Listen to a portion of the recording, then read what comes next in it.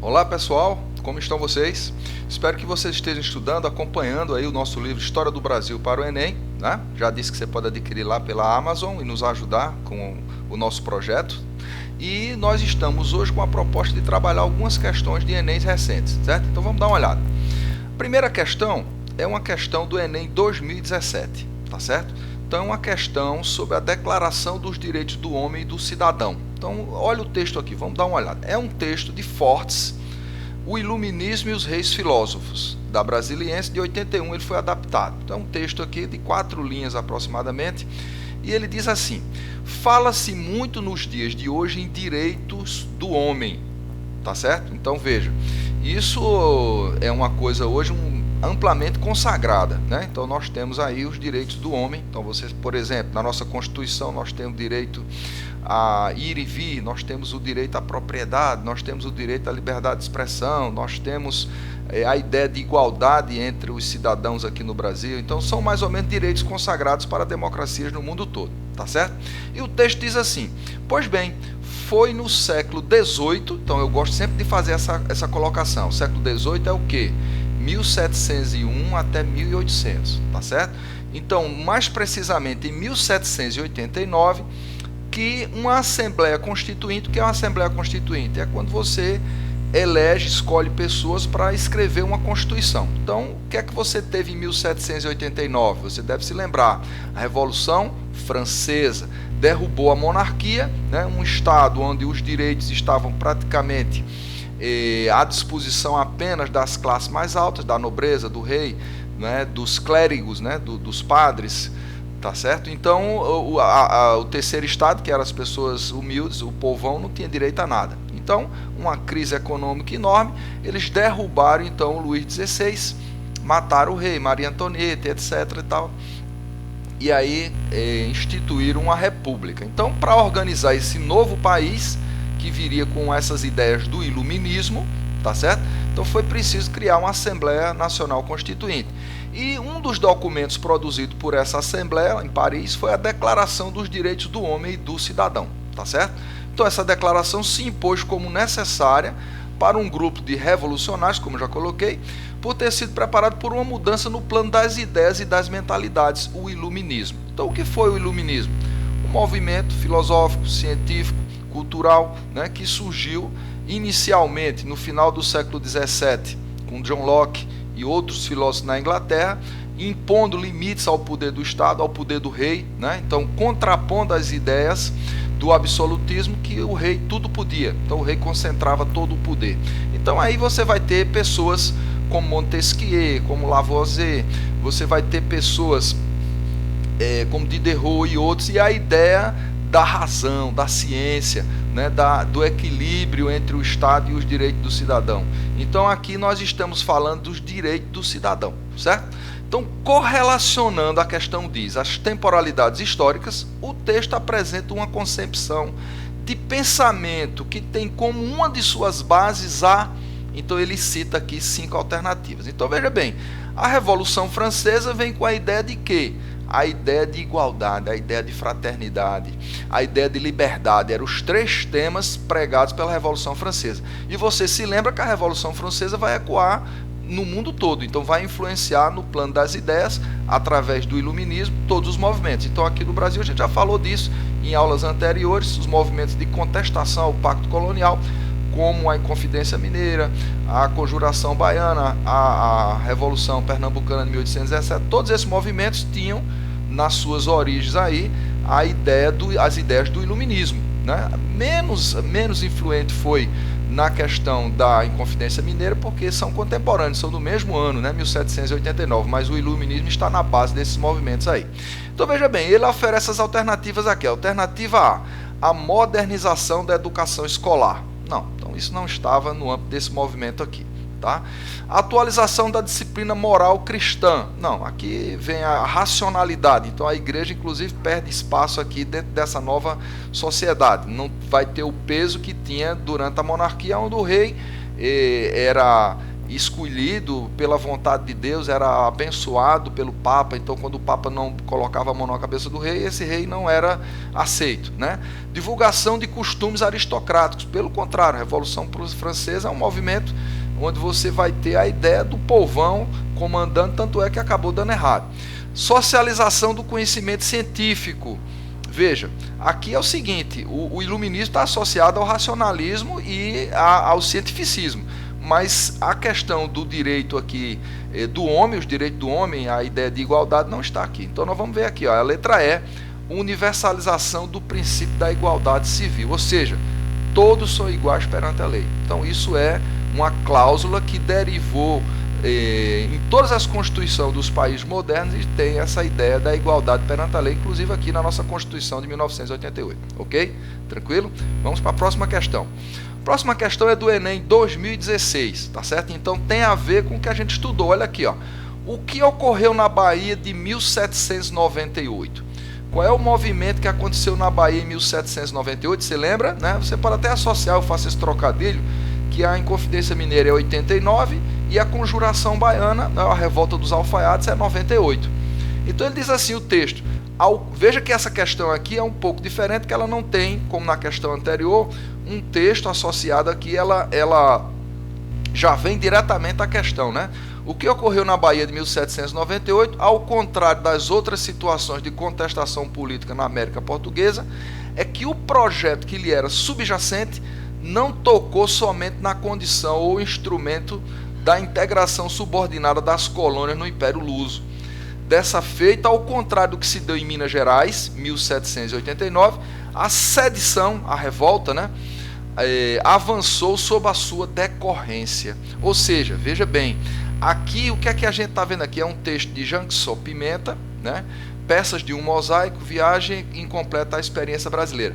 Então, aqui, o que é que ele está querendo aqui? Fazer, como eu disse a você, essas questões sobre os movimentos de contestação ao Pacto Colonial, elas vêm especificamente sobre um movimento, ou ela vem comparando 2 ou 3 movimentos e tal. O que é que tinha de comum? Né? Então, isso nas nossas aulas, nós fizemos 3 aulas, né, sobre a Inconfidência Mineira, a Conjuração Baiana e a Revolução Pernambucana de 1817. Você deve voltar e pesquisar lá. Tá? Então a gente mostrou semelhanças e diferenças, né? Então o que é que nós tínhamos aí de semelhanças? Os 3 movimentos queriam a ideia de uma república, né? Movimento republicano, tá certo? Então isso era comum. As influências, por exemplo, do iluminismo, tá certo? Da independência dos Estados Unidos, como eu falei, na Inconfidência Mineira pesa menos a Revolução Francesa do que aconteceram no mesmo ano, tá certo? Mas esses movimentos, o mineiro e o pernambucano, são movimentos da elite, são movimentos de proprietários de terra, de proprietários de escravos e tal. Então eles não queriam a abolição da escravidão, tá certo? Enquanto que o movimento baiano vai em cima dessa decorrência. Que decorrência aqui? É a questão da escravidão e o interesse de libertar os escravos. Por quê? Porque esse movimento baiano é um movimento do povo. Ele vem do seio dos mais humildes. Então, diferentemente dos outros, eles queriam a república, queriam ficar independentes, queriam afrontar o pacto colonial, enfrentar o monopólio da coroa portuguesa, né? Mas eles queriam aqui libertar os escravos. Então isso é muito importante você guardar, porque vai aparecer, veja, 2016 é capaz de vir alguma questão nesse sentido aqui. Então ele diz, a diferença entre as sedições, sedição é o que? É sinônimo de revolta, né? Sinônimo de insurreição. Tá? No texto encontra-se na pretensão de eliminar a hierarquia militar? Não. Porque, inclusive, veja bem, no movimento mineiro você tinha militares, no movimento baiano você também tinha, né, de pequena patente, e, por exemplo, lá eles queriam estimular o soldo, na Bahia também, em Pernambuco tinha muitos militares, então a hierarquia não queriam mexer nisso. Abolir a escravidão africana, tá aqui a resposta na letra B, tá certo? Então a diferença base vai estar aqui. Anular o domínio metropolitano, sim, então isso aqui era interesse aqui deles acabarem com o pacto colonial e o monopólio, tá certo? Suprimir a propriedade fundiária, não, tá certo? Então não se falava nisso aqui, não tinha essa preocupação aqui na Bahia, tá? Extinguir o absolutismo monárquico, então isso aqui era comum aos dois, todos os dois queriam implantar um regime republicano, tá certo? E a diferença vai estar onde? Na letra B. Então, no movimento baiano, por ser um movimento que tinha escravos livres, tinham simpatizantes aí dessa população mais humilde, eles queriam abolir a escravidão, tá certo? Então, guarde isso aí que pode aparecer numa prova futura para você. Próxima questão, veja bem, Enem 2019, questão quentinha aqui.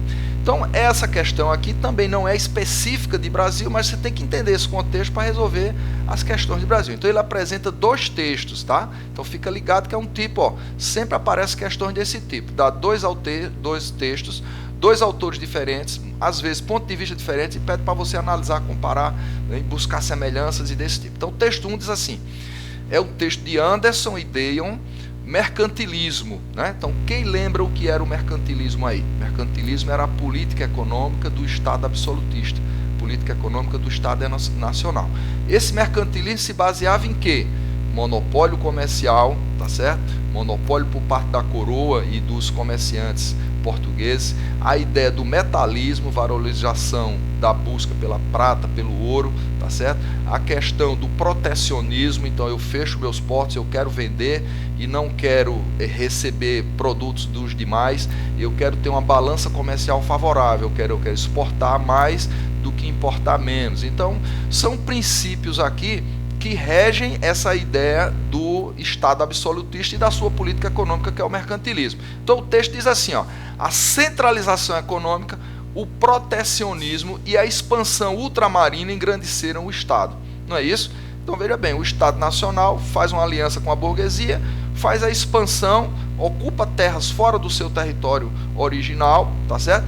E emprega como ideia principal dessas relações comerciais o protecionismo. Então, nos portos da minha colônia só entra navios que eu autorizar. Então, navios de minha nacionalidade ou de nações amigas que eu autorizar. E engrandecer o Estado. Por quê? O Estado ganhava o quinto. 20% de todas as transações iam para o bolso do Estado Nacional. Ok? Texto 2. Então, texto aqui, ó, Smith, Adam Smith, A Riqueza das Nações. Quem é Adam Smith? É um economista, tá certo, inglês, que é o pai do liberalismo econômico. Então ele formulou, né, a lei da oferta e da procura, que até hoje é válida, né? Então, por exemplo, quando você tem muita oferta de um produto, qual é a tendência? O preço cair. Quando você tem muita procura, tá certo? E a oferta não consegue fazer frente a essa procura, a tendência qual é? O preço do produto subir, tá certo? Então isso é uma regra que rege os mercados aí. Se todo mundo quer comprar, o preço sobe. Se todo mundo quer vender, o preço cai. Então ele diz assim no texto aqui, ó, as interferências da legislação e das práticas naturais na esfera das relações econômicas. Então ele está preocupado aqui com um Estado gigante se metendo, interferindo, formulando política. Tá? Então, para ele aqui, o Estado deve se ater à ideia de um Estado mínimo. Cuidar de quê? De segurança, cuidar de educação, cuidar da saúde. Ainda hoje é uma discussão a ideia dos liberais, neoliberais, chamam as pessoas que seguem as ideias da corrente do liberalismo de Adam Smith. Então você veja, um autor enaltece aqui o absolutismo com o seu protecionismo econômico e o outro o liberalismo, que é a política econômica do iluminismo. Ok? Tá certo? Tranquilo? Então vamos ver o que é que diz as questões. Entre os séculos XVI, então século XVI, vamos lá, 1501 a 1600, e o século XIX, tá certo? 1801 a 1900. Diferentes concepções sobre as relações entre Estado e economia, não é? A gente já viu ali, ó, foram formuladas. Confrontam-se respectivamente. Então, portanto, essa palavra aqui, o que quer dizer respectivamente? Que a ordem é importante. Então, o que é que está associado ao primeiro, que é o absolutismo, e o que é que está associado ao segundo texto, que é o liberalismo. Então, ó, tais concepções associadas a cada um dos textos entre as práticas de... Então você tem um confronto de ideias. O que é que defende o absolutismo, o mercantilismo? O que é que defende o iluminismo e o liberalismo econômico? Então vamos ver aqui. Então veja bem, primeiro tem que vir a questão do mercantilismo. Então, ó, alternativa A, valorização do pacto colonial. Tá certo, isso aqui tá certo. Alternativa, segunda característica aqui associada então ao liberalismo, combate à livre iniciativa, é isso? Não, liberalismo já está dizendo. As pessoas têm direito à propriedade, as pessoas têm direito à livre iniciativa, as pessoas têm direito a serem regidas pelas regras do mercado. Então, a opção A aqui está certa, mas na primeira parte, mas na segunda parte está errada. Letra B, defesa dos monopólios régios. Foi o que eu falei, a coroa é protecionista, ela trabalha com a ideia de monopólio, ela é monopolista, então isso aqui está certo. Vamos ver. Apoio à livre concorrência, isso é a ideia do liberalismo? É. Então a resposta está aqui logo na letra B, tá certo? Então você já tem aqui a resposta dessa questão aqui diretamente. Ó, a questão C, alternativa C, está errada por quê? Formação do sistema metropolitano, certo. Crítica à livre navegação. Então uma das coisas que eles queriam era a abertura dos portos, né? Então, para poder evitar o protecionismo. Abandono da acumulação metalista, não, já falei para você, né? Então, metalismo, valorização do ouro e da prata como forma de acumulação de riqueza. Estímulo ao livre comércio está certo, mas essa alternativa aqui D, primeira parte está errada. Eliminação das tarifas alfandegárias, claro que não. Tarifa alfandegária é o quê? Eu sobretaxo, eu taxo a mais os produtos estrangeiros e eu tenho tarifas amigáveis para os produtos nacionais. Incentiva ao livre cambismo, a livres trocas, né? Livre comercialização, tá certo. Então aqui está errado por isso. Então resposta correta, letra B de bola, ok? Vamos para frente aqui. Enem 2019, ó, diz assim, a partir da metade do século XVIII, então novamente aquela característica, o que é o século XVIII? 1701 a 1800. O número de escravos recém-chegados cresce no Rio e se estabiliza na Bahia. Então veja bem, vamos lá. Por que é que esses escravos, a partir de 1701, tá certo? Até o final do século XVIII, aí a gente vai ter aumentando o número de escravos no Rio e diminuindo na Bahia. O que é que está acontecendo aqui? Vamos lá, veja bem, a gente já falou, 1763, transferência da capital da colônia para o Rio de Janeiro. Então sai de Salvador, que era desde 1549 a capital, e vai para o Rio de Janeiro. Por quê? Para ficar mais perto de quê? O que é que estava acontecendo na região sudeste hoje do Brasil? Tá certo? Então, Minas não tem saída para o mar. Então, nós temos as minas de ouro lá em Minas Gerais. Então, o ouro passou a ser a grande atividade econômica do Brasil. E nós tivemos o quê? A agricultura, a cana-de-açúcar perdendo importância. Então, nós vamos ter o deslocamento do centro, do eixo econômico do Nordeste, da Bahia, de Pernambuco, para o Sudeste, Minas Gerais e Rio de Janeiro. Então, esses escravos que chegam no Rio é para trabalhar onde? Nas Minas Gerais, tá certo?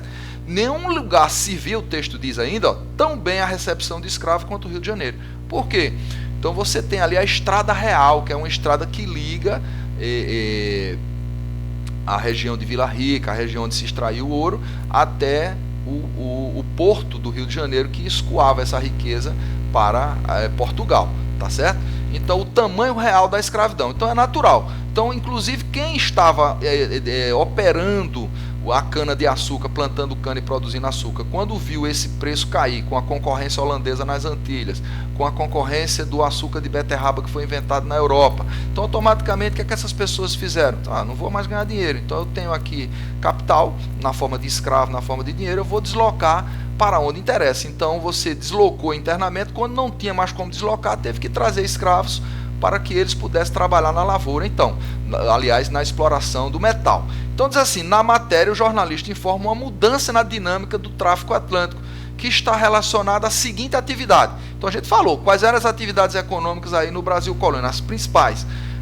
No começo a extração do pau-brasil, depois a cana-de-açúcar, tá certo? E depois, quando a cana começa a falir aí ao longo no final do século XVII, início do século XVIII, eles então descobrem o ouro nas Minas Gerais e aí todo mundo se desloca para lá porque era mais rentável, mais interessante. Então, ó, coletas de droga no sertão. Essa foi uma atividade acessória, uma atividade paralela. O que é que se fazia isso aí na região do Amazonas, do Pará, do Maranhão? Então, essas drogas medicinais, né, que tinham valor, é uma atividade. Extração de metais preciosos. Já falou, tá aqui a resposta B. Alternativa C, adoção de pecuária extensiva. A pecuária nunca foi o carro-chefe.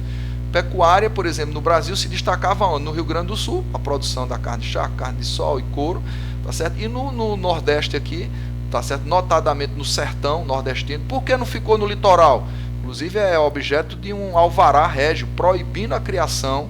Onde houvesse plantação de cana não podia criar gado, porque o gado comia cana. Então foi preciso deslocar esse gado para o sertão. Então a povoação do sertão nordestino, ao longo do rio São Francisco, por exemplo, foi feita como consequência disso. Retirada de madeira do litoral? Claro que não. Na retirada do pau-brasil, por exemplo, isso era feito nos primeiros anos, né? Notadamente ali ao longo do século XVI, quando acabou a madeira, que era uma extração predatória, não tinha mais o que fazer, então essa atividade perdeu o sentido, né? Já em meados do século XVI, nós vamos ter a cana-de-açúcar como principal atividade. Exploração da lavoura de tabaco, isso já vem um pouco depois, né? Notadamente ali na região da Bahia, né? No sul da Bahia, onde teve uma importância ali, mas não é o caso. Então, resposta correta, letra B, extração de metais preciosos, notadamente o ouro, na região de Minas Gerais, depois Goiás e Mato Grosso. Ok? Tranquilo? Tá certo? Espero que você tenha gostado, tenha aprendido e vamos para frente. Então, pessoal, faça os exercícios, leia os capítulos, né? Se puder adquirir o livro lá na Amazon, faz um favor, curte o vídeo e até a próxima.